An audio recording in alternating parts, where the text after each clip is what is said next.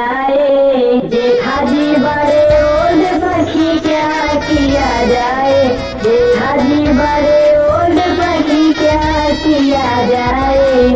साड़ी तो लाए हैं फैशन पुराने। साड़ी तो लाए हैं फैशन पुराने।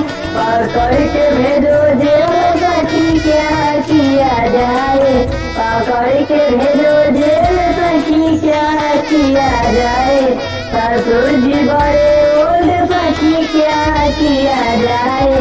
जेठा जी बड़े ओल्ड सखी क्या किया जाए।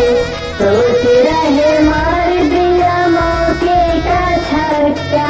सोच रहे मार दिया मौके का छक्का। करो रे सीधा बोल सखी क्या किया जाए। करो रे सीधा बोल सखी क्या किया जाए। ससुर जी बड़े